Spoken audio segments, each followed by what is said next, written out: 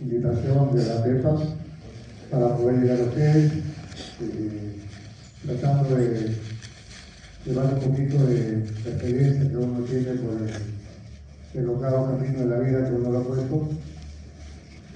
Y espero que tengan una buena noche y que puedan madurar. La primera charla que tuve la oportunidad de estar acá, ya hace 3 meses atrás, creo que no, más o menos, hablamos sobre la correcta toma de muestras para los estudios psicológicos. Ahora vamos a hablar un poco más sobre la parte histopatológica. Es bueno repetir algunos conceptos que se dan en las universidades, ¿no? Y que muchas veces, cuando ya somos profesionales, pasa el tiempo, nos olvidamos de las cosas, ¿sí? Y cuando se trata de enviar las muestras, no las enviamos bien. Y al no enviarlas bien, entonces a los patólogos que estamos metidos en este campo nos crean un problema, porque no podemos hacer un buen estudio, no podemos hacer un buen informe, no podemos hacer una buena descripción, no podemos hacer un buen diagnóstico. Y corremos el riesgo que hasta duden del trabajo que estamos haciendo, con una mala toma de muestras. ¿No? Eso tiene una base y la vamos a ir viendo poco a poco, ¿no? Lo importante es que aprendamos correctamente a enviar las muestras, porque de esa manera vamos a poder estar seguros de que vamos a encontrar con un diagnóstico. Ahora, todo es posible, todos somos humanos, los patólogos no somos magos, ni precipitadores, ni tampoco somos malabaristas para sacar un diagnóstico, ¿no? Como el mago que nos saca el sombrero, no. Requiere de mucha dedicación, mucha especialidad, mucha experiencia para poder llegar a un diagnóstico. Y de ese diagnóstico puede hasta depender la vida de un animal. Entonces, fíjense la misma, digamos, importancia que tiene el dar un buen diagnóstico. Importancia no solamente para el animal, ¿no? Sino también para la persona que es el propietario, el tutor, como quieran llamarle, que confía plenamente en los conocimientos de un profesional, ¿no? Entonces, si nosotros no le damos la garantía de que el diagnóstico sea el adecuado, pues va a dudar, ¿no? Y al dudar vamos a perder espacio nosotros, ¿no? Y no solamente eso, sino que arrastramos al clínico que nos está mandando una muestra. Entonces ya se compromete más la situación, o sea, se amplía, ¿no?, la cadena. Entonces ahí tenemos un problema. Y miren que los malos diagnósticos pueden llegar hasta otras esferas. Pueden llegar, ¿no?, al colegio médico, al comité de ética, al comité disciplinario, por un error muchas veces de negligencias, porque ahora ya se han dado muchos pasos de lo que antes había. Ahora se ha visto por conveniencia tener mucha preocupación por las mascotas. Ya ahora no es como antes, que tú cometías un error y bueno, lo pasabas, ¿no? Pero ahora no. Ahora ya hay leyes que protegen a los animales, ¿no? Entonces, si cometemos un error, podemos llegar no solamente al colegio médico, sino podemos llegar también a la parte judicial. Y podemos llegar también, ¿no?, a ser desprestigiados, que es lo peor, creo yo, en las redes sociales, donde a uno lo destrozan, ¿no? Y después, ¿cómo lo desfragmentan, ¿no? ¿Cómo lo vuelves a repetir los fragmentos cuando está destrozado? Y encima te van a caer todos estos problemas judiciales, académicos o profesionales. Entonces, fíjense todo lo que se presenta por un buen diagnóstico. Yo tengo ya muchos años que vengo asistiendo a, digamos, a juicios que hacen, digamos, los tutores comunitarios a los médicos veterinarios, ¿no? Y realmente da pena porque el médico muchas veces hace lo que puede por el paciente, ¿no? A veces los médicos no entienden eso. Entonces, tiene la facilidad de poder llegar a la justicia y quejarse, ¿no? Entonces miren toda esta situación que se presenta, ¿no? O sea, no es tan fácil y tampoco es tan simple. Hay que tener mucha responsabilidad cuando uno da un diagnóstico. No se debe dar diagnósticos si uno no está seguro. Para eso existen técnicas para llegar a unos buenos diagnósticos. Hay laboratorios que ayudan a dar un buen diagnóstico, que es el diagnóstico definitivo, que es al final lo que importa, ¿no? Y puede uno tener que necesitar el concurso de otros laboratorios para poder tener la seguridad, ¿no?, que la muestra que enviamos va a ser bien procesada y va a ser bien remitida para que sirva como una base para comparación, ¿no? Si por ejemplo tenemos una muestra que ha sido enviada a un laboratorio de bacteriología, ¿se escucha bien? Ya, disculpen. Si yo envío una muestra o me envían una muestra de bacteriología, ¿no?, y en bacteriología la procesa y de repente la muestra está contaminada, va a dar un diagnóstico, pero no es el que el colega espera, ¿no? Entonces, imagínense la importancia de la toma de muestras, ¿no? O sea, no solo esperando para patologías, sino también para otros laboratorios. En cualquier momento o en cualquier, digamos, campo, la toma de muestras es muy importante. En este caso solamente vamos a hablar, por razón del tiempo, vamos a hablar básicamente de la toma de muestras para histopatología, ¿no? Todos ustedes saben qué cosa es la histopatología, ¿no? Es una ciencia que estudia las lesiones en los órganos en base a una especie de conocimiento anatómico normal y qué es lo que se aleja de lo normal para convertirse en patológico.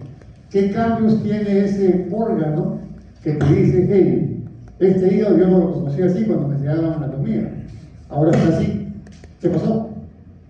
Bueno, ahí viene el punto crítico para averiguar qué pasó, pues, ¿no? Eso va a traer como consecuencia que tengamos nosotros que tener lo que se denomina un criterio. Y el criterio no se logra de la noche a la mañana y se compra en la farmacia y lo toman en el mercado.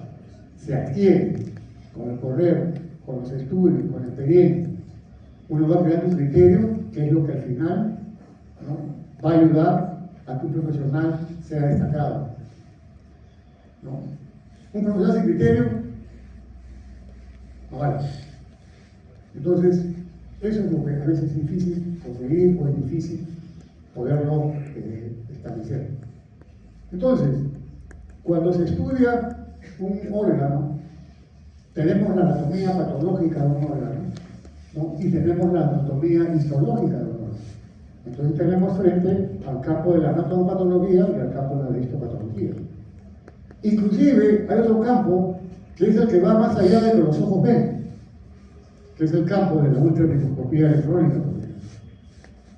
Es otro campo diferente al que vamos a ver acá, ese es otro campo especial, ¿no? No lo vamos a poner acá porque es un campo que requiere de un equipo muy sofisticado, ¿no?, y que requiere también una toma de muestras muy específica, ¿no? Y además no es muy práctico porque generalmente si lo tiene lo va a tener una universidad o un centro de investigación importante, porque un consultorio no lo va a poder tener ni en una clínica, ni tampoco en un hospital.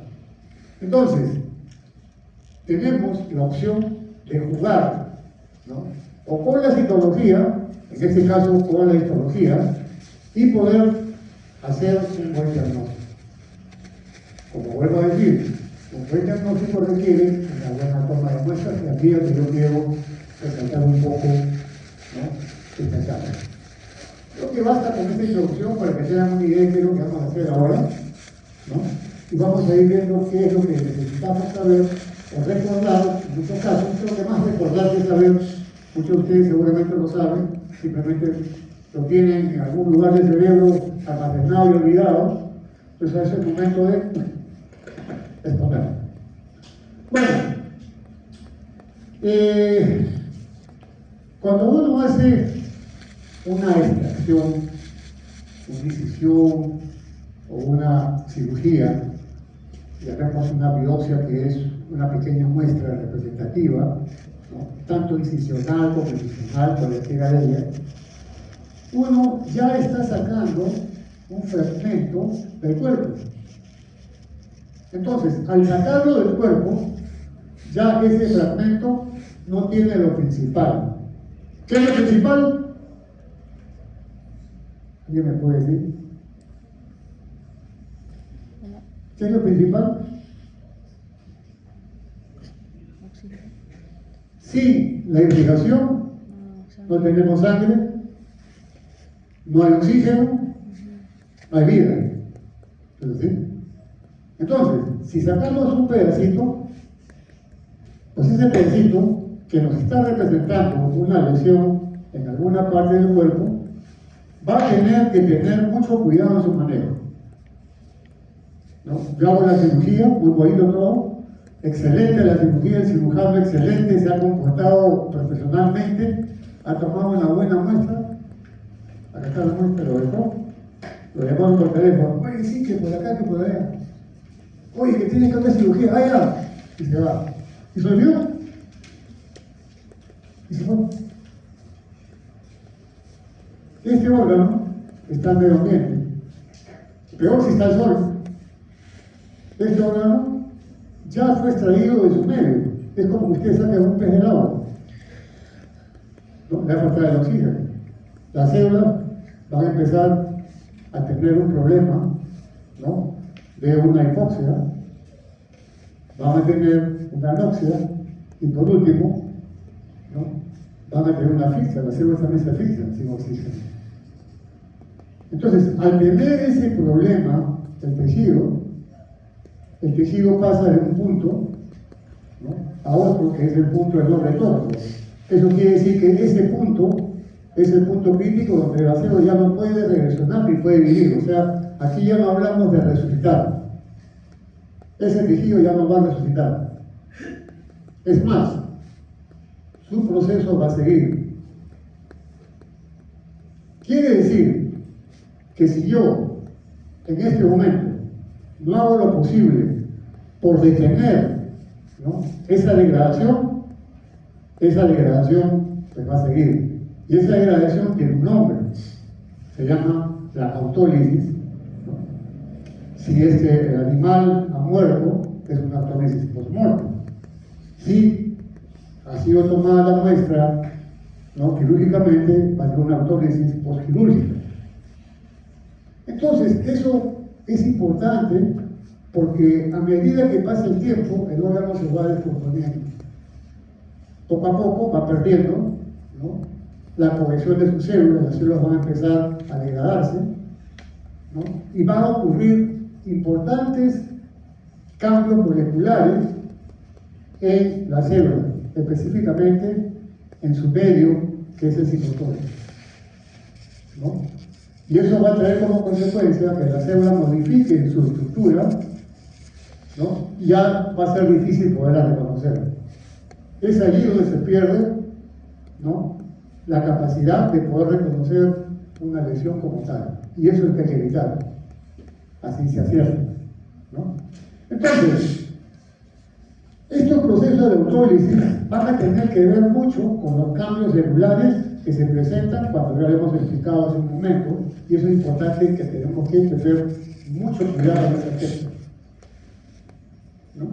Entonces, ¿qué pasa? Si ya pasó todo esto, lo que he mencionado, ¿no?, uno ya quedó sin oxigenación, ese pedacito no se coge de oxigenación, o puede ser ya sea una crosta incisional o excisional que sale toda la región, si es un tumor, por ejemplo, sale crosta de tumor. Entonces, ese tipo específico de tejido va a empezar a tener cambios, que son los cambios autolíticos. ¿Y cómo empiezan estos cambios autolíticos? Empiezan desde dentro de la célula particularmente. Se activan, ¿no?, los elementos que van a degradar la célula, que vienen a ser los lisosomas, que son enzimas degradativas, que consumen, ¿no?, por ejemplo, los carbohidratos, los lípidos, las proteínas, las van degradando, ¿no?, Y por ejemplo, todas las organelas que tiene la célula, como por ejemplo la mitocondria, el aparato de Golgi, que ustedes se acuerdan seguramente de esto, ¿no? Van degradándose poco a poco. Los ribosomas, por ejemplo, se van perdiendo, ¿no? Todo eso se va descomponiendo. Y al final de cuentas, ¿no?, terminamos con una degradación bastante severa. Y esto es lo que ya es una putrefacción de tejido, una autólisis del tejido, ¿no?, donde puede tener importancia este tipo específico de molécula que es el lisosoma, que es una enzima degradativa. Si ustedes recuerdan, acá tenemos una célula, ¿no?, donde podemos tener todos estos componentes que ustedes ven acá, con esos nombrecitos. Tenemos la mitocondria, tenemos la membrana que la cubre, tenemos el núcleo, tenemos los nucleolos, los pronucleares, aquí tenemos, por ejemplo, el retículo endoplásmico, el aparato de Golgi, ¿no? Tenemos el retículo endoplásmico liso, ¿no? Por acá están los lisosomas, por acá están el lisosoma que está por acá.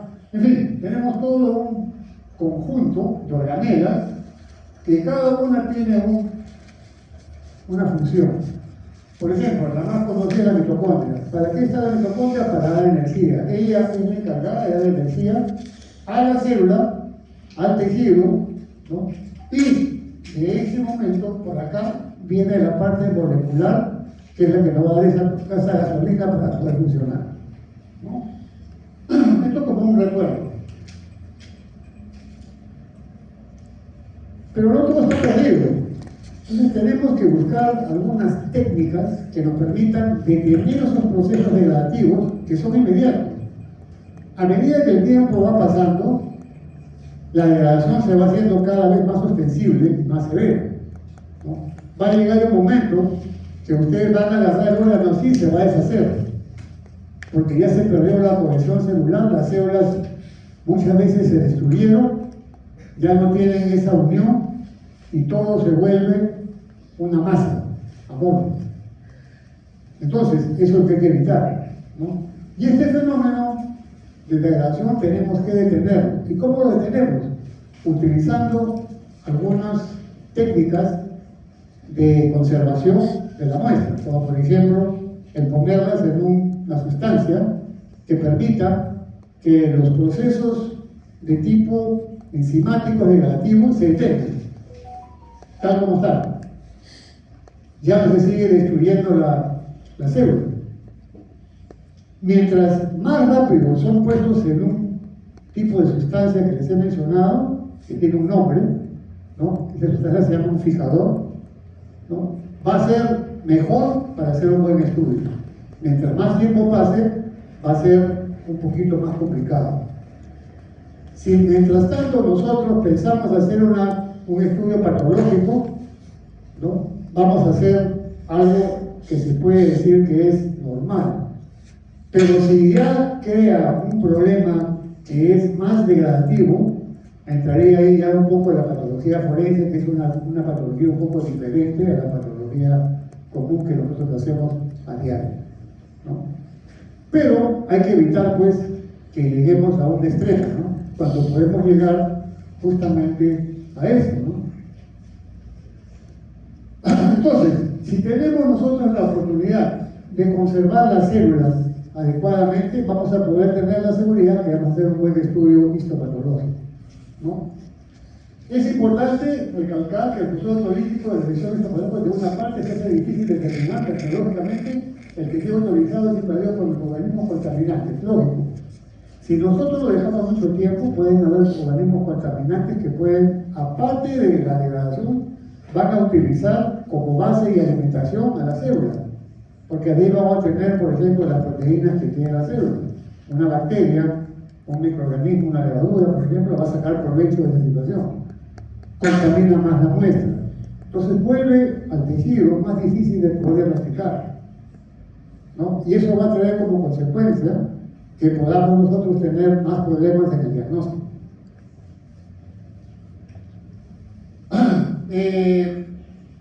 Ya hablamos un poco acerca de la fijación.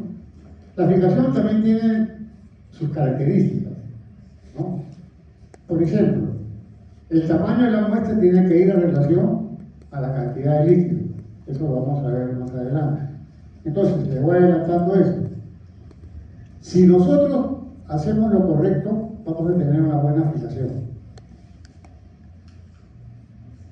Miren acá, por ejemplo, este es un órgano que nos pueden traer de esta manera, ¿no? Si está mal fijado, podemos observar esto, donde hay aquí una especie de color diferente al otro. Es un color más oscuro, este es un color más claro, que debería ser el color normal que tiene el tejido. Entonces es una muestra que no está bien fijada. Por ejemplo, ¿qué problemas pueden haber? Fíjese el engrosamiento que tiene esta parte de la piel.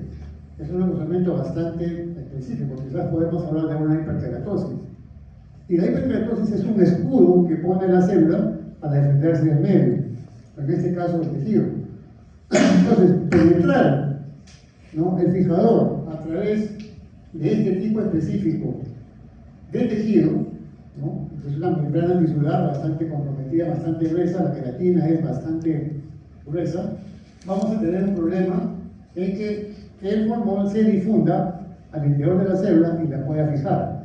Quiere decir que probablemente esta pequeña porción es la que se ha fijado el formol, pero esta no, esta se sigue destruyendo. Muchas veces nos pasa esto. Vamos a tomar una muestra, ya la tomamos, vamos a enviarla a que hagan una patología. Ya, perfecto. Conseguimos un frasquito, esto es de orina, y miren el tumor, la dimensión que tiene, ¿no? Y le ponemos formol acá.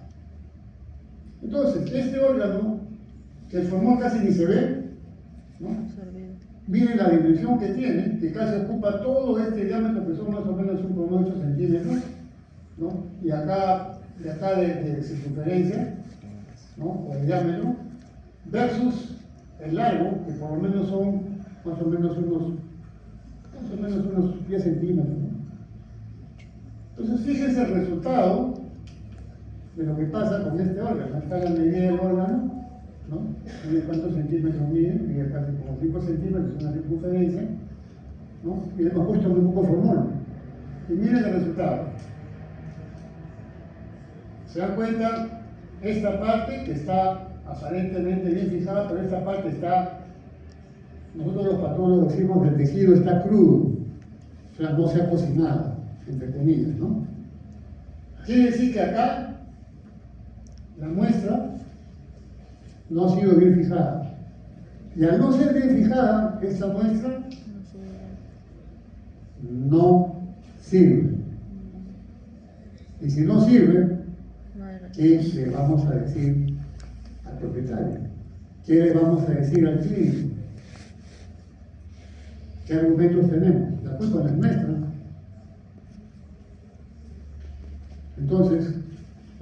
Entonces vive todo el problema que hay, ¿no?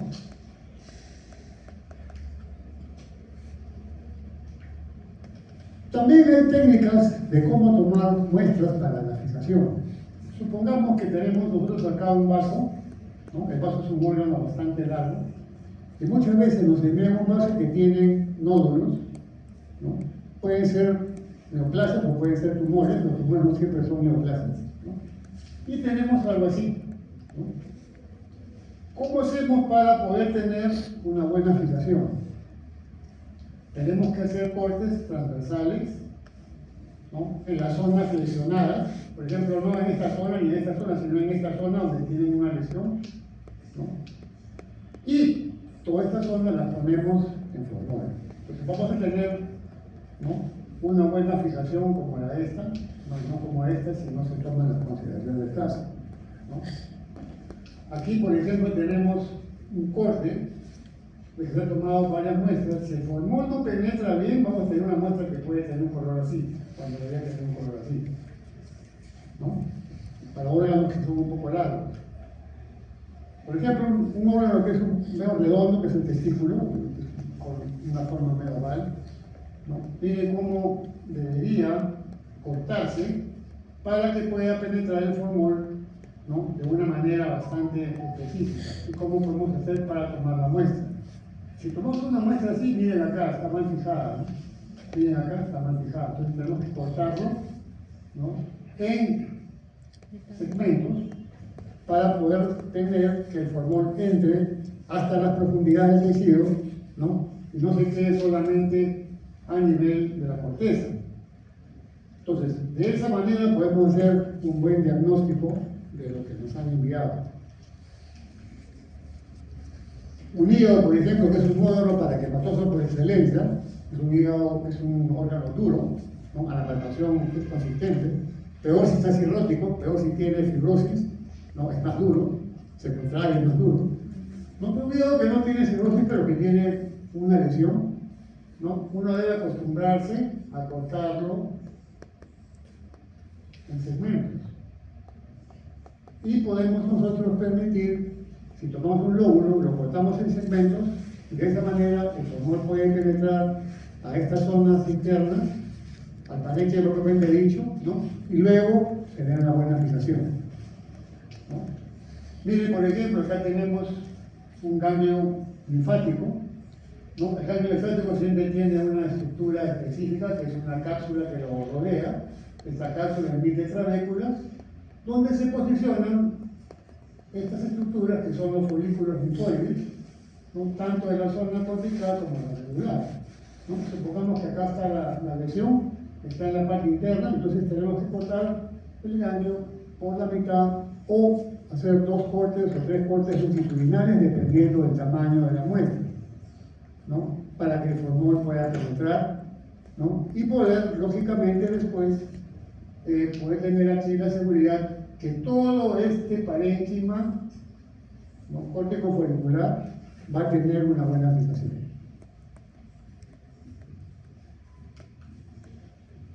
Por ejemplo, para los órganos tubulares, acá tenemos un intestino que tiene un problema. Ya miren ese problema que tiene acá, tiene una especie de crecimiento exofítico de la región, ¿no?, de una porción de la región, digamos, serosa, se ve la serosa más prominente, pero abajo de ella debe tener toda la parte de la mucosa afectada para que pueda englobarla de esta forma, ¿no? Probablemente, dependiendo del contenido que hay adentro, puede ocasionar una obstrucción intestinal que puede ser fatal para el animal, ¿no?, o puede ocurrir una semi-obstrucción. Puede todavía discurrir un poco de alimento por acá, pero ya no va a ser el adecuado, ¿no? Entonces, al hacer esto, nosotros vamos viendo, ¿no?, lo separamos y tomamos la muestra que necesitamos, y esta muestra luego es procesada de esta manera, ¿no?, para que pueda entrar el formol, y luego obtenemos estos fragmentos para poderlos, ¿no?, procesar para el estudio histopatológico.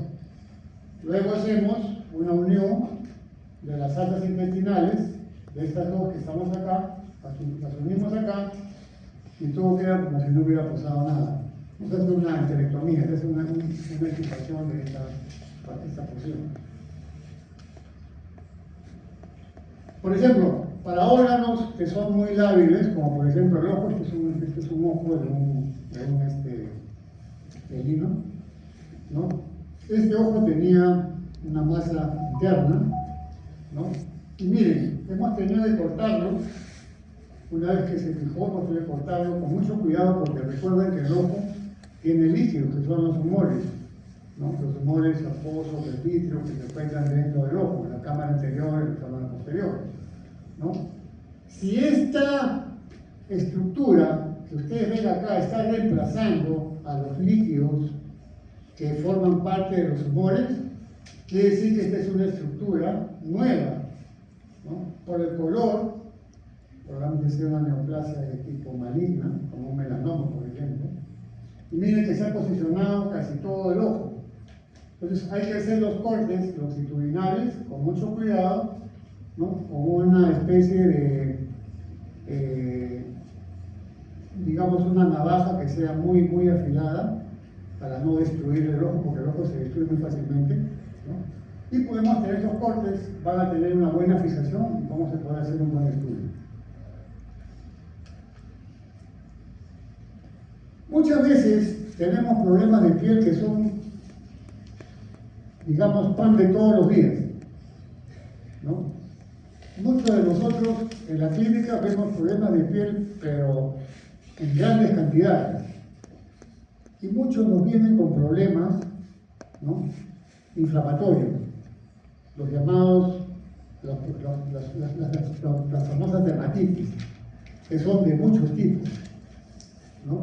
Entonces, las dermatitis son prácticamente una sintomatología y una lesión bastante frecuente en clínicas animales menores, tanto en clínicas de gatos o de perros o de conejos o lo que sea. Van a encontrar siempre un problema pilósico, un problema cutáneo, problemas de los pelos, problemas de la piel, en fin, una serie de problemas que se presentan, ¿no? Entonces, muchas veces nosotros queremos tomar, digamos, muestras cuando el problema es sistémico, cuando está en toda la piel, cuando está difundido a nivel de toda la piel. Entonces, lo que hacemos es tomar fragmentos específicos. ¿Y cómo los tomamos? Los tomamos con un aparatito muy práctico que se llama el sacabocado, que en inglés es biopsy punch, ¿no? Hacemos una toma de muestras por biopsia. Ya van a ver cómo es este punch. Tenemos acá unos ejemplos, se lo voy a dar un poquito más. Y por ejemplo, en este caso, este animalito tiene un problema bastante severo, ¿no? Pueden ver ustedes que tiene un pelaje hirsuto, tiene zonas anquilósicas, ¿no?, y tiene cambios en la coloración inclusive, ¿no?, que es lo que podemos ver en esta imagen. Entonces, tenemos que seleccionar, por ejemplo, para toma de biopsias, tenemos que seleccionar de las partes menos evolutivas a las partes más evolutivas, a las que aparentemente ya hasta se puede decir que están casi sanas, ¿no? Entonces debemos acostumbrarnos a tomar varias biopsias de piel, no solamente una, porque con una, a veces una, como se dice, no es ninguna. Entonces debemos tomar varias para ver cuál es la evolución. Si es repetitivo todo el caso, y depende también de la evolución. Si hay un proceso inflamatorio, este proceso inflamatorio, ¿cómo es que evoluciona, ¿no? Siendo en un momento de tipo muy leve, o siendo moderado, o siendo severo el proceso. Así es como que se catalogan las inflamaciones, ¿no? Entonces, de esta manera podemos ver si el proceso tiene una evolución rápida, que es agudo, o tiene una evolución lenta, que es crónica. Entonces, vamos a tener la oportunidad de con esta técnica tomar pues muestras de diferentes lugares de la piel, ¿no? Acá tenemos, por ejemplo, este tipo de técnica con este equipo que es el sacabocado. El sacabocado es una especie de un lápiz o un lapicero, como quieran llamarlo, ¿no? Pero acá tiene la diferencia que acá hay una especie en el lápiz hay una especie de metal. Y este metal se caracteriza porque en este borde es un borde bien filudo. Si ustedes lo agarran con mucha fuerza van a cortarse y lógicamente van a herirse. Hay que tener mucho cuidado porque esto tiene un filo pero bastante agudo. Y justamente para eso sirve, para hacer un daño en la piel, penetrar y poder llegar, ¿no?, desde la epidermis a la dermis superficial, o muchas veces se llega hasta la dermis profunda, hasta la canícula adiposa, o sea, su cutis, ¿no? De estos equipos hay de diferentes tipos de diámetro. Hay de 3 pulgadas de diámetro, hay de 4, de 5, de 6 y de 8, que son los más grandes. Dependiendo qué es lo que queremos nosotros buscar con el tamaño. La profundidad es más o menos casi la misma, ¿no? Entonces, podemos tener nosotros una toma de muestras, ¿no? Esto se introduce como un torniquete de esta manera, presionando y metiendo, cosa que esto va llegando al fondo, ¿no? Luego lo sacan y adentro, porque esto por adentro es vacío, y acá va quedando un cilindrito que es la toma de muestra. que está secuestrada acá dentro de esta parte de metal que ustedes están viendo acá, ¿no? Entonces, esto va a ser lo que ustedes van a encontrar: cilindros con epidermis, con dermis superficial, media y profunda, y probablemente aquí podemos encontrar hasta tejido adiposo. Esto es ideal para hacer las biopsias de piel, es muy práctico y muy ideal. Eso no quiere decir que no se puedan hacer biopsias por otro método, ¿no? El método que uno siempre tiene a la mano cuando no tiene este equipo, simplemente hace un ojal o un corte con el bisturí, calcula más o menos la profundidad, ¿no? Y puede tomar un ojalito o puede tomar algo un poquito como especie de un cuadrado y puede sacar una fracción. Indudablemente que esto es más práctico y es mucho menos riesgoso, ¿no? Acá pueden poner un par de puntos de aproximación y con eso queda tranquilamente suturada, ¿no?, los labios de esta lesión, ¿no? Y podemos tener acá diferentes tipos de reacción inflamatoria, ¿no?, que nos pueden dar el diagnóstico de qué problema de piel se tiene. Puede ser un animal atópico, un animal que tenga parasitosis, etcétera, etcétera, ¿no? Acá tienen otro ejemplo de cómo es este equipo. Hay diferentes tipos de equipo, unos que tienen una especie de espacio acá para poder sacar por ahí el órgano, entonces acá lo podemos tomar la muestra, ¿no? Cortamos acá y la sacamos con mucho cuidado. No se puede manipular muy fuerte el tejido porque este tejido va a comprimirse, y al comprimirse va a causar, ¿no?, lesión en el propio tejido. Hay que tener mucho cuidado, ¿ok? Bueno, las biopsias incisionales es otro tipo específico de técnica quirúrgica. Por ejemplo, si tenemos un tumor, ¿no?, que tiene esta característica, ¿no?, ¿cómo es que hacemos una biopsia acá, ¿no? Queremos extirpar toda esta parte de acá. Entonces, podemos tenerla, ¿no?, para entender que acá esta muestra está cifrada con compromiso de un tejido. Al comprometerse, esto se transforma en los bordes quirúrgicos. Cuando uno hace una cirugía, tiene que fijarse en el borde quirúrgico ventral y en los bordes quirúrgicos laterales. ¿Qué quiere decir los bordes quirúrgicos? Quiere decir que esta lesión no está extendida más allá de lo que puede uno ver, tanto profundamente como lateralmente. Eso quiere decir que nosotros, por ejemplo, esta masa que está presente acá, debemos tener la oportunidad de hacer un círculo con 1 o 2 centímetros, ¿no?, desde el borde del tumor hacia los costados, en este caso es un anillo, ¿no? Y cuando queramos profundizar, tenemos que profundizarnos, ¿no?, hasta donde podamos llegar, si es hasta el subcutis, hasta ese momento. Pero si el tejido ha sido más comprometido, tenemos que incidir mucho más profundamente, ¿no?, con el bisturí.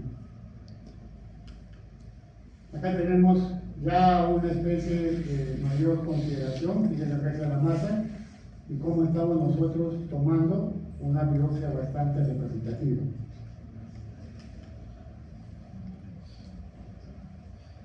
Cuando queremos hacer nosotros la toma de muestras, queremos luego de tenerla ya extraída, tenemos que procesarla para poderla enviar al laboratorio, ¿no? Y el patólogo acá va a entrar a tallar haciendo los cortes pertinentes para que pueda ser procesada la muestra, ¿no? Entonces, miren esta muestra, cómo está.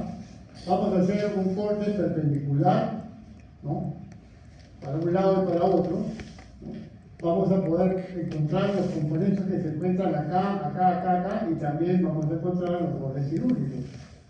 Entonces acá estamos viendo tanto la masa que puede ser un tumor, ¿no?, como parte del tejido sano, tanto lateralmente como profundamente. Y podemos informar, ¿no?, la característica de la presencia de esta masa en esta porción de la piel en este caso.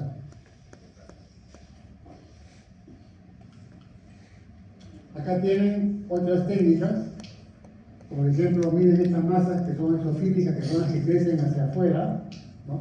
Cómo se pueden cortar y cómo se pueden tener muestras representativas, ¿no?, de esta lesión, ¿no?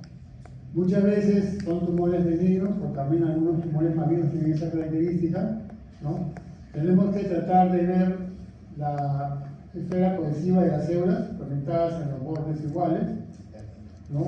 Si por ejemplo es un carcinoma, el carcinoma tiene la propiedad de ser un tumor de crecimiento muy invasivo, tanto lateralmente como profundamente. Eso se llama la pérdida de polaridad. La pérdida de polaridad significa el movimiento al interior de un tejido maligno, un tejido, digamos, neoplásico, que las células pueden crecer hacia arriba, hacia abajo, hacia los lados, transversalmente, ¿no? Y forman un crecimiento totalmente, ¿no?, irregular. Y eso es lo que podemos tener en este caso, ¿no? Entonces, en estos casos es más difícil poder determinar los bordes quirúrgicos, tanto ventrales como laterales, porque la célula comienza a crecer de una forma, la célula comienza a crecer de una forma desordenada, ¿no? Y muchas veces, vulgarmente nosotros decimos que el tumor tiene raíces. ¿Por qué tiene raíces? Porque comienza a crecer como tentáculos y comienza a infiltrar para un lado, para otro. Va a poder meterse para acá, para acá, para acá, para acá, para acá, y eso trae como consecuencia que la difusión del tumor sea mayor. Entonces tenemos que tener más cuidado todavía con estos tumores. Aquí tenemos, por ejemplo, ya un tumor que ya queda desarrollado como una esfera de células no, digamos, conectadas, con un margen irregular, ¿no? Fíjense acá es un crecimiento completamente, ¿no?, irregular. No hay un crecimiento ordenado. ¿Ven? Como emite como si fueran tentáculos, ¿no? Y vamos a encontrar nosotros que la infiltración va más allá de lo que nosotros podemos ver. Por eso que es importante tener un buen borde quirúrgico. Si nosotros hacemos una cirugía a este nivel, miren estas células que están acá, aquí estas no las sacamos. ¿Ustedes están en la capacidad de ver las células o no? ¿Sí o no? Sí. ¿Sí? Más o menos. ¿Pero tus ojos están capacitados para ver las células? Depende. Ah, bueno, microscopio. Estamos hablando de la parte macroscópica. No. Entonces, ¿cómo podemos saber Una bola, sí. que este grupo de células está acá? Muy difícil, ¿cierto? Pero si encontramos, por ejemplo, pequeños nublitos que se encuentran más profundamente, lo más probable es que sean provenientes de esta parte de acá. Entonces, tiene que haber una extracción del tumor de una forma radical, se dice, o sea, tratar de sacar todo lo que se más pueda, ¿no? Y eso va a traer como consecuencia que la lesión que se va a presentar ahí a la extracción va a ser mucho más grande. Y ahí tenemos que ver cómo solucionamos ese problema, ¿no? Si nos falta piel, tenemos que sacarla de otro lado y hacer un pequeño trasplante, por ejemplo. O hacemos un colgajo, que es una técnica también para poder recuperar tejido operativo. Eso ya lo hacen muy bien, digamos, los cirujanos, ¿no? Los cirujanos plásticos cirugías hacen muy buenas cirugías. Entonces, hay que tener mucho cuidado con este tipo de crecimientos, ¿no?, que se ha presentado en este caso específico. Cuando no tenemos un sacabocado, hacemos los cortes en ojal. Miren, acá está el ojal, hemos sacado un fragmento de esto y esto está listo para ser incluido y procesado.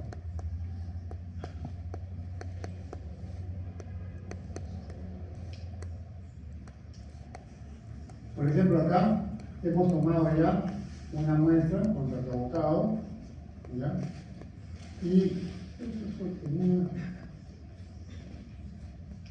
función de...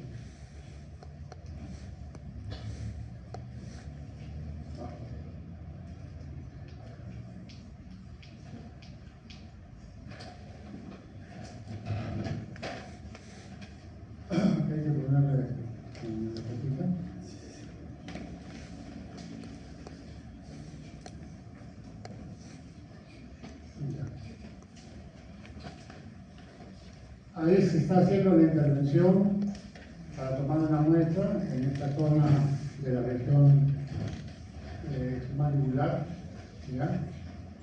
Y se está obteniendo con esta provocado la muestra. Acá tenemos esta provocado listo para tomar la muestra, ¿no? Y estas son las muestras que se toman.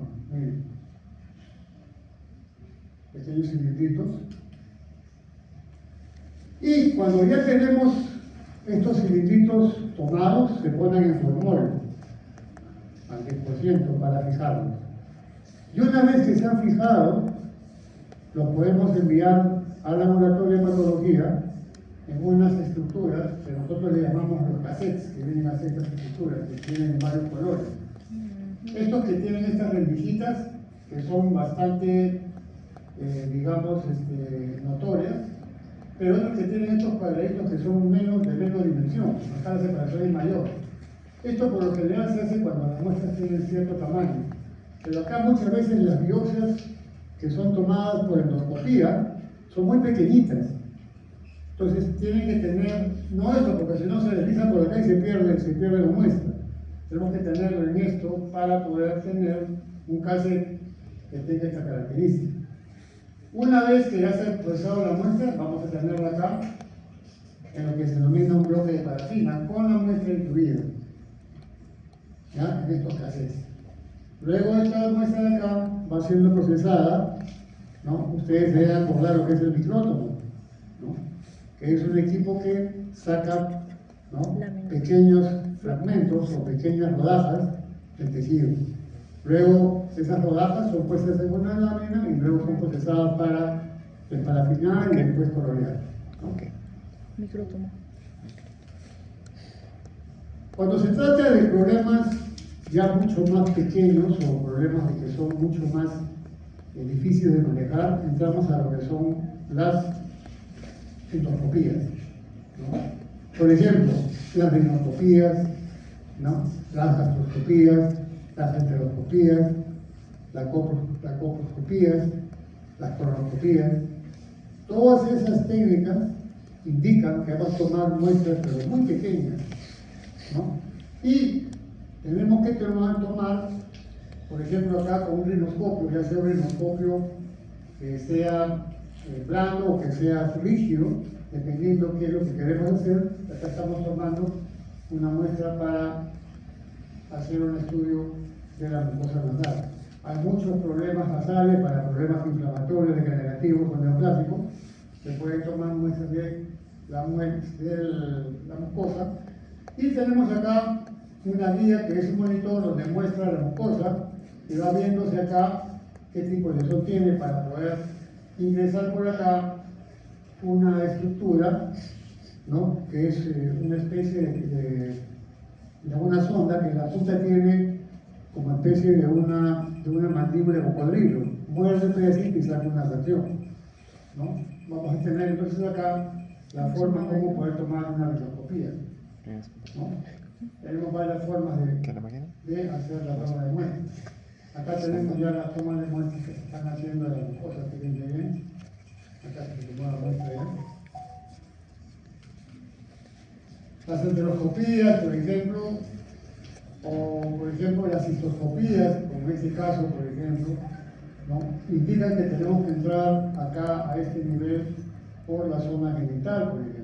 Si fuera una colonoscopía tendríamos que entrar por acá, por la región del ano, ¿no? Fíjense que hasta la posición es bastante expectante. Vieron también la posición anterior, ¿no?, del animal.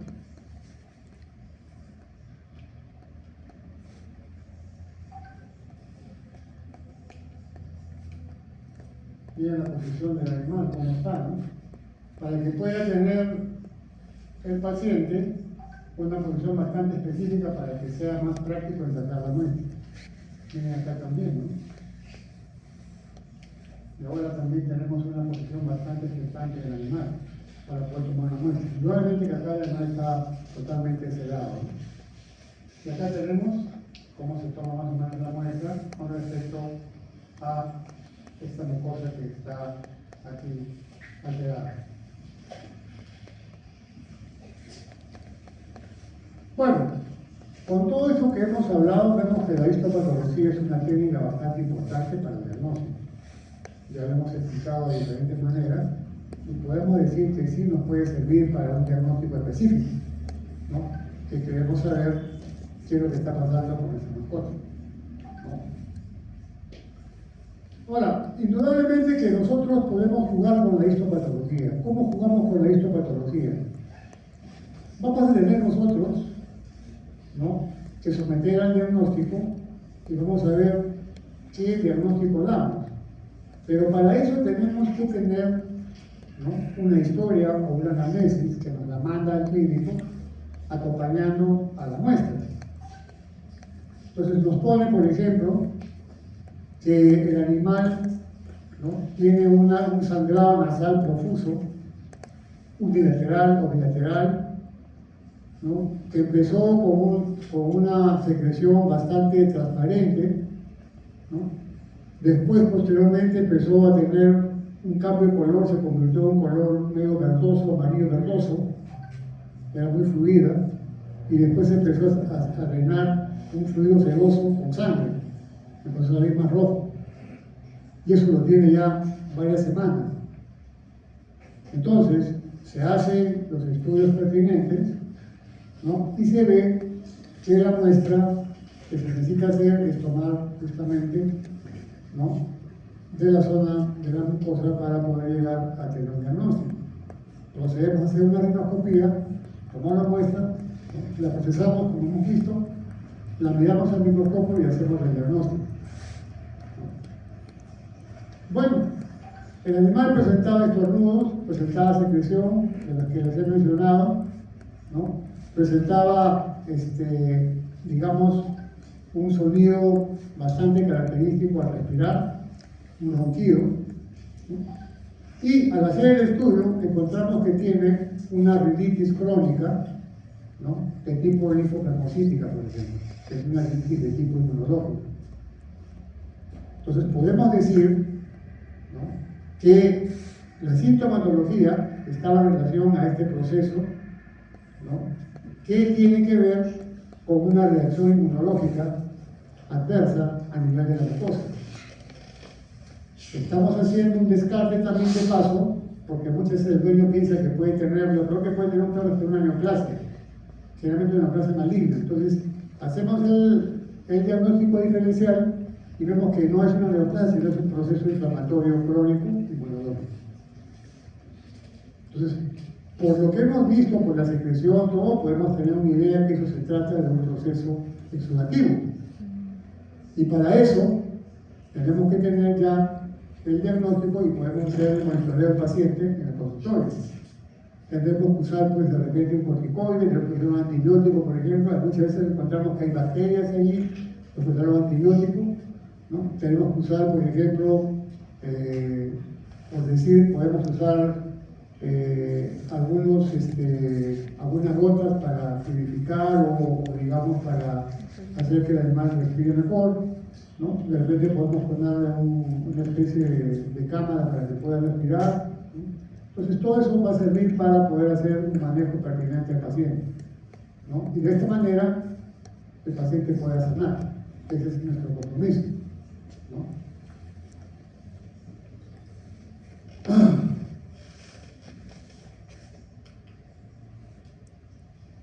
Bueno, la histopatología tiene una duración.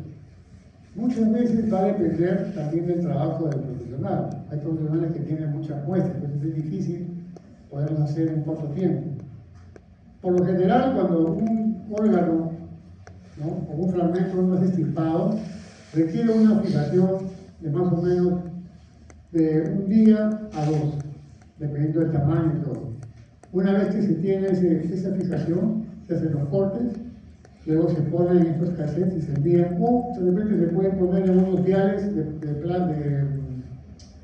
vidrio, eso de vacuna, por ejemplo, los que son de vidrio, se pueden poner ahí dentro, son fracciones pequeñas, o si son un poco más grandes, pueden ir en un frasco de orina, por ejemplo, perfectamente, y son muy grandes porque es un frasco de repente de vidrio, como un frasco de una mermelada pequeña, por ejemplo, ¿no? Dependiendo de lo que queremos nosotros enviar para que el laboratorio lo procese, ¿no?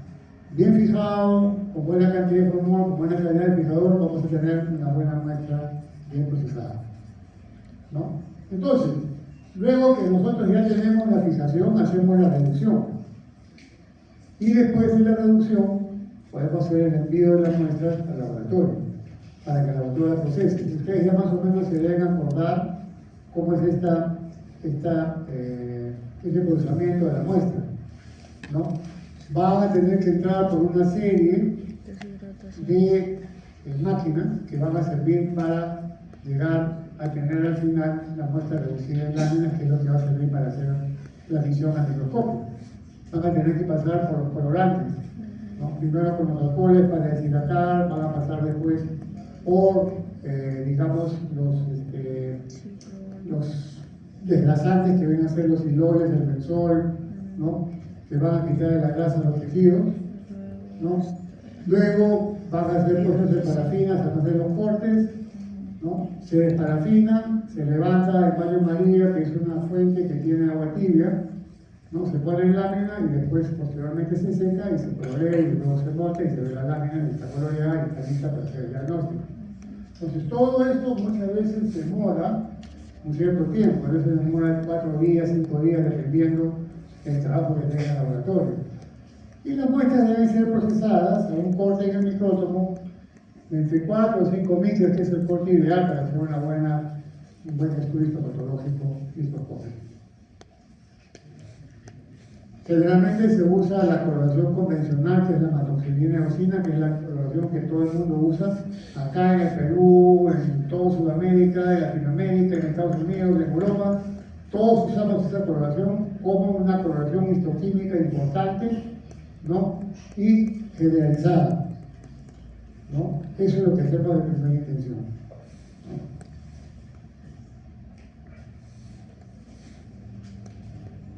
Bueno, nosotros acá hemos visto que dice acá, enuncio un diagnóstico presuntivo y de acuerdo con los hallazgos clínicos y la necropsia.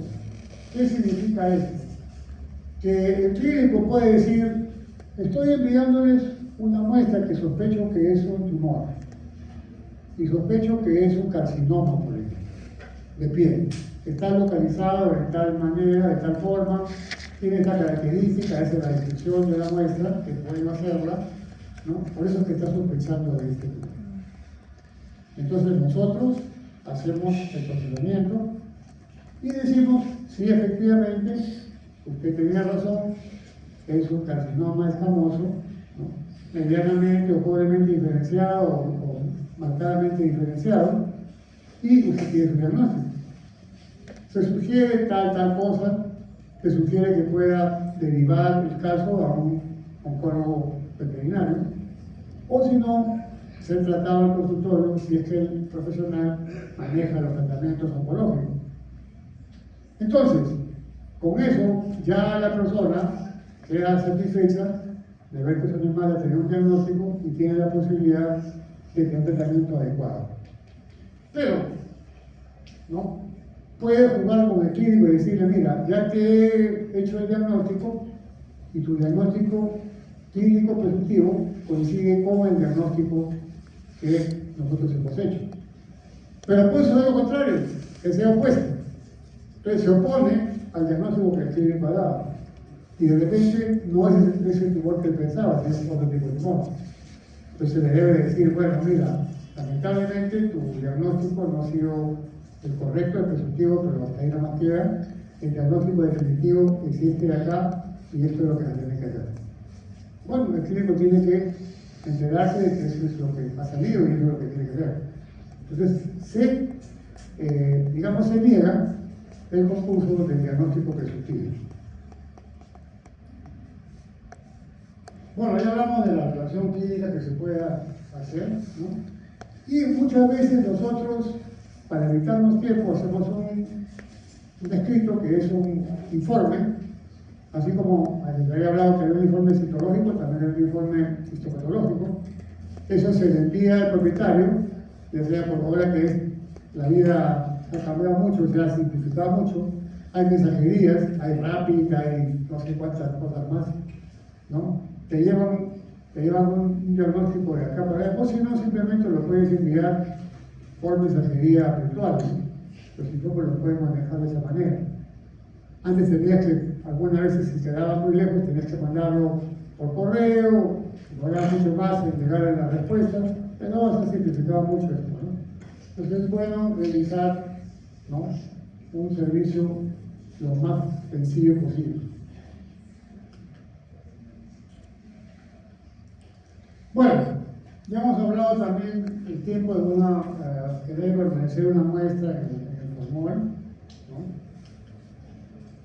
Vamos a hablar ahora de los métodos de fijación. Ya hemos hablado hasta el cansancio de los métodos, digamos, que vienen a ser los químicos, que vienen a ser, en este caso específico, el formol. El formol es un líquido químico, es un derivado alcohólico, que es muy necesario hacerlo porque es de fácil conseguirlo. Lo pueden vender en las farmacias, lo pueden vender hasta los estudiantes de las ferreterías. Yo todavía los venden, pero también los venden en casas comerciales dedicadas a productos químicos, ¿no? Entonces es bueno que ustedes se compren su formol, que viene a ser un formol puro. Vamos a ver ahora cómo hacemos para poderlo diluir, ¿no? Tenemos los métodos químicos, que es lo que estamos hablando ahora, ¿no? Y podemos tener algunos otros métodos químicos también. Hay fijadores que son bastante específicos para problemas específicos. Por ejemplo, el fijador de Bois, el fijador de Carnoy, ¿no?, y otros más fijadores que nos sirven para poder fijar órganos que tienen características lesionales específicas que nos van a dar mejor resultado que la fijación en formol.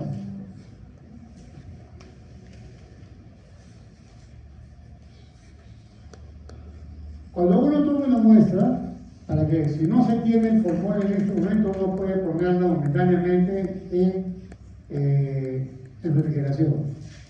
Algunos se acostumbran a poner la muestra en suelo fisiológico, ¿no?, por algunas horas, para que el tejido no se deshidrate, sobre todo si hay mucho sol y mucho calor, ¿no? Le ponen el suelo fisiológico y después se puede fijar el formol. Se puede hacer también así, de esa manera, ¿no? No es lo ideal, pero nos saca de un apuro, si no tenemos el formol en ese momento. Eso pasa muchas veces, ¿no? Y muchas veces el colega no tiene formol. Entonces se puede poner, ¿no?, la biopsia, ya sea incisional en un frasquito, ¿no?, un frasquito que esté bueno, bien tapado, y le podemos poner en una caja y le podemos poner un hielo, ya sea un hielo en pack, por ejemplo, ¿no?, en ice pack, por ejemplo, ¿no?, y lo podemos enviar al laboratorio de esa manera, ¿no? De esa manera podemos estar seguros que la muestra va a llegar adecuadamente.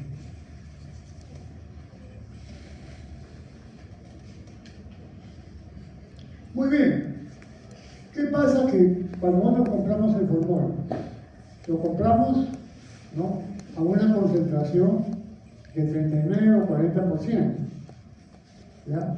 Si nosotros ponemos la muestra en ese formol, que se vende exactamente como les estoy diciendo, y ponen la muestra en ese formol, lo más probable es que la muestra se deseque, ¿no?, se contraiga y se queme. No debemos quemar a que la muestra se vuelve como una especie de una, digamos, de una uva que se vuelve pasta, ¿no?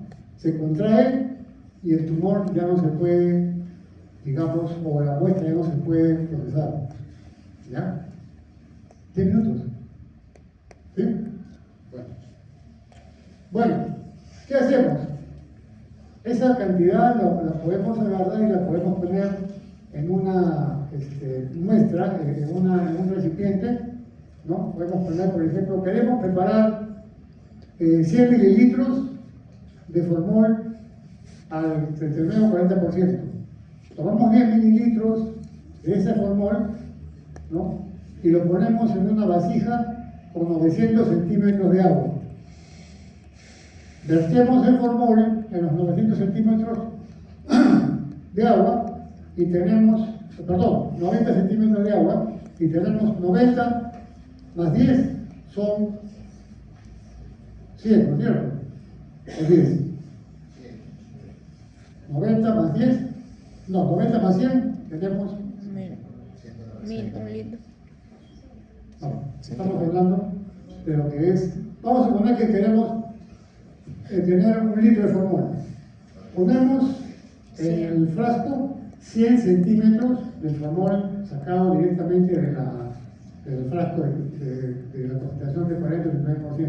Y lo ponemos en 900 centímetros de agua. Lo mezclamos y tenemos un litro. Tenemos un litro de formol diluido al 10%. Y eso es lo que ustedes tienen para un montón de tiempo. ¿Ya? Ahora, si quieren, digamos, comprar más, preparar más, lo pueden hacer. Siempre manteniendo esa proporción de 9 a 1. ¿Ya? Importante es que el formol siempre tiene que estar bien tapado porque el formaldehído que es un líquido que se evapora muy rápidamente al contacto con el medio ambiente, o sea, tiene que estar bien cerrado, eso es muy importante. Bueno, ya hemos hablado de la solución fisiológica, pueden enviar la muestra, ¿no? Hay un formol que es bastante necesario para determinados estudios, sobre todo científicos. Se llama el formol tamponado. Realmente eso los consultores no se preparan porque tiene que ser con mucha dificultad de poder conseguir los ingredientes, ¿no? Los ingredientes son en base a fosfato disódico y fosfato monopotásico en tales proporciones, más lo que viene a ser el agua destilada y el formaldehído que es el formol, y esto nos da una cantidad específica de formol tamponado que sirve para conservar muestras. Lo que pasa es que el formol tamponado nos permite hacer un estudio más claro. Muchas veces el estudio como el agua de caño que se hace, o si no, el agua que muchas veces puede estar un poquito contaminada, forma lo que se llama los artefactos. Y los artefactos son modificaciones del tejido y eso puede crear problemas en el diagnóstico. Entonces, para evitar los artefactos se usa justamente el formol tamponado. Y esa es la forma de poder tener este formol tamponado, ¿no? Bueno, el formol tamponado tiene varias bondades, ¿no? Puede, digamos, evitar que se forme la hepatina ácida, que es una degradación justamente de la hemosiderina, ¿no? Puede evitarse que se forme otros tipos de pigmentos como la apogerina, por ejemplo, ¿no? Hemos hablado que el formol puro puede quemar o puede desecar el órgano con bastante severidad, ¿no? El alcohol se puede usar como fijador. Sí. Cuando no hay otra cosa que hacer, se puede hacer, pero momentáneamente, ¿ya? Siempre y cuando se mantengan las proporciones. Pero no puede estar constantemente en el tiempo que se requiera para trasladarlo de repente, pero no que se quede ahí por 1 o 2 días. No es bueno, porque no tiene una buena penetración, ¿no? Superficialmente puede ayudar. Donde sí se necesita el alcohol, acuérdense cuando si las personas que vinieron en la clase anterior, es para fijar las muestras para citología, ¿no? Cuando se ha tomado las láminas, es el frotis, para que la muestra no se descomponga y no se autorice, se le pone, ¿no? O se le bebe con un poco de alcohol, ya sea alcohol isopropílico o alcohol de 70, se le pone a la lámina, se le bebe en una copa de coloración, se la deja unos segundos y ya está lista, ya está la muestra fijada. Pero para histopatología no es muy bueno utilizarlo como tal. Bueno, ya hablamos de los fijadores estos, no voy a meterme mucho a hablar, los que tengan interés pueden verlo en cualquier otro momento, por el tiempo básicamente, ¿no? Los recipientes son muy importantes, les voy a hablar básicamente. Los recipientes tienen que tener boca ancha y taparrosca, es mucho mejor, ¿ya? Miren, acá tenemos varios tipos de recipientes de vidrio, de plástico, de vidrio más grandes, más largos, taparrosca, ¿no? De plásticos pequeños y largos, de todo tipo, para las muestras que requiramos. Cada uno tiene que tener un criterio para decidir qué recipiente usar, ¿no? Es muy importante que cuando hagan la toma de muestras y la pongan en el frasco y lo enrosquen, el movimiento va a hacer que el formol comience a salir por ese helicoidal que tiene para poder hacer esto, para poderlo enroscar. Por ahí se puede seguir el formol y puede abandonar el recipiente y puede salir al exterior. Entonces, ¿qué hacemos? Para que no ocurra eso, utilizamos un plástico, que en este caso, ¿no? Utilizamos este plástico que se llama parafina. Este plástico lo tienen también y es muy práctico. Tiene un papel y debajo del papel tiene un plastiquito que se pone encima de la circunferencia de donde está el frasco, y luego la tapa lo cubre acá y puede sellarlo al moverlo y se fija el plástico, ¿no?, a las rendijas que tiene la rosca, ya sea del recipiente de plástico o de vidrio, y de esa manera ya no va a abandonar justamente, ¿no?, el recipiente. Fíjense ustedes, acá tienen la muestra, el plástico se pone acá y acá se pone la tapa, y de esa manera se cierra herméticamente. Es muy importante que las muestras, por ejemplo, que se pongan acá, si es una muestra pequeña y se pone en un vial, la muestra, por ejemplo, acá es grande, ¿no? Cuando la muestra es fresca, es maleable, es movible. Una vez que entra el formol la va a abertura. Entonces, acá por este cuello entra la muestra tranquilamente, pero cuando la quieren sacar no va a salir, porque ya se puso dura. Entonces, ¿qué tenemos que hacer acá? Lamentablemente tenemos que romper el frasco, pues, y eso no está muy bien. ¿Ya? Siempre la muestra tiene que ser identificada. Se identifica poniéndole con un plumón, con un lápiz grafito, ¿no? Se le pone una etiqueta en el frasco, ¿ya? Y luego se dice de qué paciente es, los datos del paciente, en forma escueta, ¿no? Y luego lo envían con una receta o con un documento especial para la persona que lo va a hacer. Esto es muy importante, la identificación, como están viendo acá, ¿ven? Diferentes formas de identificación, con etiquetas, puede ser masking tape, o puede ser esparadrapo, puede poner acá los datos pertinentes. Casos especiales, por ejemplo, hay órganos que son muy difíciles de poderlos, digamos, difíciles de poderlos fijar. Aquellos órganos que, por ejemplo, flotan, como los tejidos adiposos. Entonces, lo que tenemos que hacer, ¿no?, es ponerle encima del órgano que está flotando, le ponen un montón de gasa o le ponen un montón de alcohol. De algodón. El algodón va a absorber el alcohol o el formol, digamos, ¿no? Y va a tener peso, y ese peso del algodón con el líquido se van a meter hasta el fondo. Entonces va a haber una buena fijación. A gasa también puede ser lo mismo. Si tienen papel, por ejemplo, papel toalla, pueden poner papel toalla también. Si no tienen otra cosa, mejor que eso, ¿no? Y la idea es que se puedan fijar mejor. Tenemos acá el masking tape, que sirve para poner, digamos, los datos del tejido. Algunas veces el masking tape también sirve para ponerlo alrededor de la tapa, para sellarla mejor si no se tiene ese plastiquito. Ayuda un poco para que el formol no escape, ¿no? Muchas veces se envían muestras que no tienen mucha información, ¿no? Entonces, por ejemplo, acá solamente te ponen muestras para histopatología, mama izquierda, pero no te dicen de cuál mama es. La pectoral, ¿no?, craneal, la pectoral, por ejemplo, caudal, abdominal craneal, caudal o abdominal, izquierda o derecha, no te dice. No te da la información de qué tamaño es la muestra, qué tenía, está uncerada, era estrofítica o no estrofítica, en fin, no te dan ninguna información. Entonces, solamente se ponen esto, muy escueto, ¿no? Acá, por ejemplo, un poquito más de información, pero no te ponen mucho acerca de lo que es la zona de la vejiga, por ejemplo. ¿Qué te está mandando ahí? Una muestra mucosa. Pues hay que saber enviar las muestras adecuadamente, es un consejo, ¿no? Por ejemplo, acá, solamente se meten eso nomás, y esto ha sido de una biopsia. trató gástrico, fondo duodeno, así nada más tenían, pero no tienen nada más que cosa es. O puede ser que tengan una especie de patrón para poder enviar las muestras, ¿no? Acá tienen unos datos que hay que ponerlos, hay que llenarlos, y esta es una mejor forma de envío de muestras.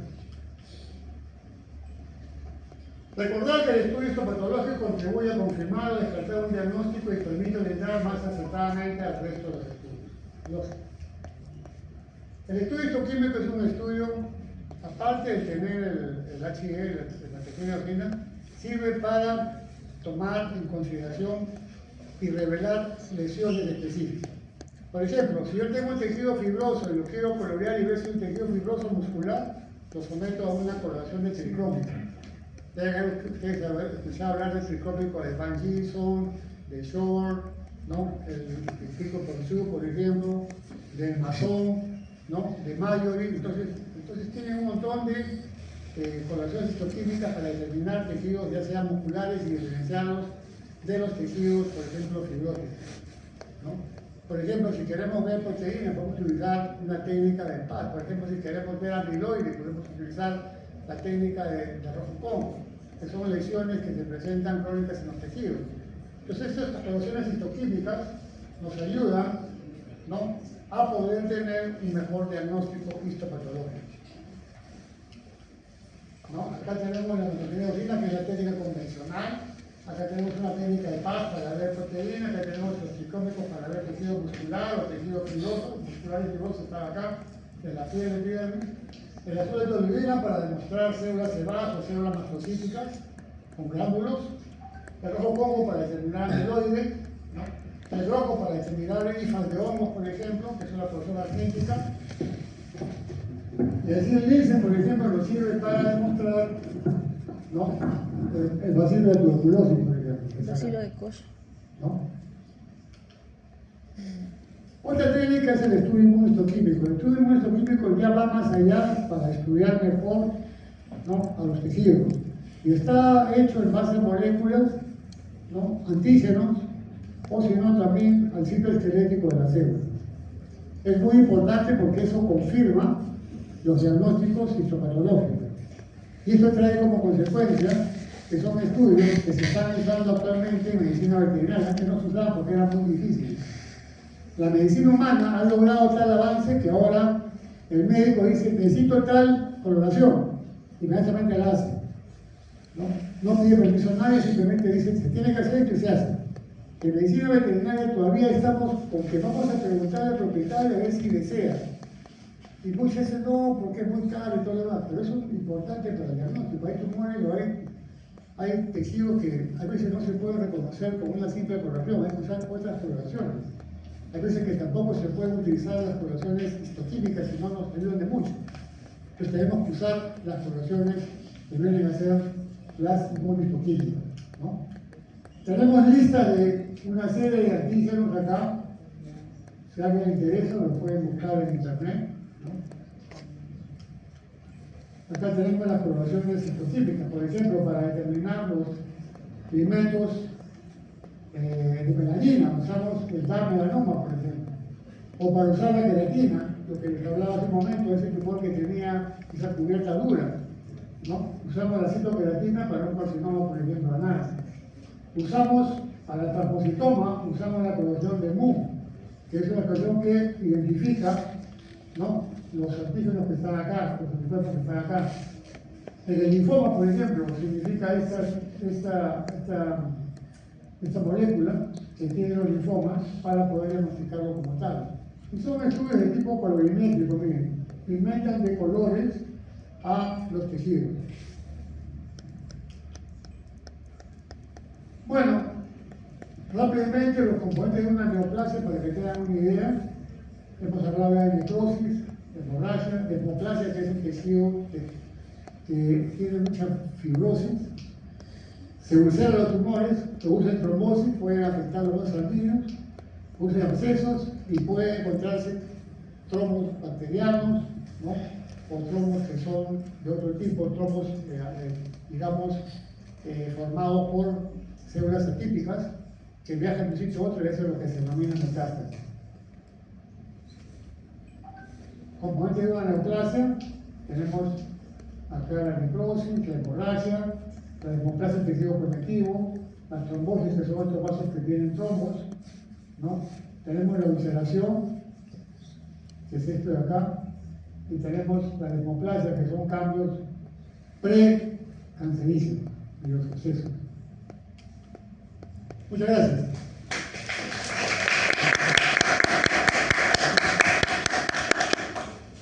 Bueno, Por favor, estoy atento a las preguntas que tengan. ya solamente hay preguntas, unas 3 preguntas máximo y hay preguntas por ahí. Yo tengo una breve, doctor. Ya. El formol glicerinado, ¿cuándo utilizaba formol glicerinado? Bueno, son más, digamos, difíciles de poder usar, no se usan con mucha frecuencia. El formol glicerinado se usa en algunos casos para poder tener, digamos, también evitar un poco los artefactos, ¿no? Como que la mesa no se reseque mucho. Bueno, en parte eso también, pero más se hace para evitar también los artefactos, ¿no? Pero no se usa casi, no se usa mucho el formol glicerinado. Doctor, ¿cuál es la proporción adecuada de formol preparado con respecto al volumen del tejido obtenido? Ya, generalmente de 10 a 1, de 20 a 1 es mejor. Si por ejemplo la muestra, supongamos, vamos a suponer que todos ven acá que tengo 10 centavos, ¿no? Y tengo un frasquito de orina, por ejemplo, yo debo ponerlo acá en el frasquito de orina y llenarlo todo. Entonces ahí tienes una proporción que por lo menos es 20 a 1. 1 de muestra y 20 de líquido. A medida que va creciendo es más grande la muestra, la proporción de líquido, ¿no? Del liquidificador. Sí. Doctor, por ejemplo, si tenemos una muestra de vaso y el vaso contiene mucha sangre, ¿no estaría mal enjuagarlo con agua para después ponerle formol? ¿O no se debe hacer? No, lo que se hace es ponerle formol en un primer paso, ¿ya? Que fije un poco y seguramente la sangre va a salir definitivamente. Va a poner el formol de un color oscuro. Entonces se cambia 2 o 3 veces y de esa manera no se deja de fijar. Eso es lo que se debería hacer. ¿En el mismo formol? No, se Claro, cambia. claro, Se cambia. ¿qué formol? Pues? Claro, en la misma proporción. Simplemente lo pones en un formol limpio, ¿no? Eliminas ese formol que tiene mezcla, porque ya ahí está entrando lo que es la degradación del formol. El formol es ácido. Entonces descompone el glóbulo rojo y lo vuelve, ¿no? Hemoglobina. Hemoglobina, ¿qué cosa es fierro? El fierro pigmenta al formol de color oscuro. Doctor, última pregunta es por el Face, están preguntando algunas recomendaciones al momento de hacer el corte en el micrótomo de muestras muy fibrosas. Ya. Bueno, las muestras muy fibrosas, generalmente la cuchilla del micrótomo la corta fácilmente. El problema es cuando se tienen muestras de tejido óseo. Las muestras de tejido óseo no las va a cortar el micrótomo. Lo que tiene que hacerse es someterse al tejido, ¿no? A una descalcificación. Se le tiene que extraer el calcio, cosa que el hueso se ablanda. Y de esa manera, ¿no? Se puede cortar. Generalmente las descalcificaciones, dependiendo del tamaño de la muestra, pueden tomar 15 días, 20 días o muchas veces un poco más. Dependiendo también de la naturaleza del hueso. Un hueso plano, por ejemplo, es más fácil de poderlo degradar que un hueso, por ejemplo, duro. Un pedazo de fémur, por ejemplo, no sería igual que un pedazo de costilla, ¿no? Para hacer una diferenciación en lo que se refiere al tipo de hueso que tenemos en el organismo. Bueno, agradecemos con un fuerte aplauso a la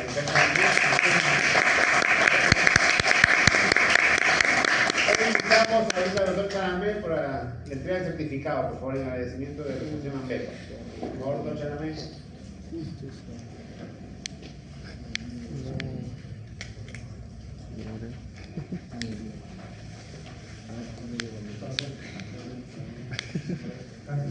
¿Tienes cargador?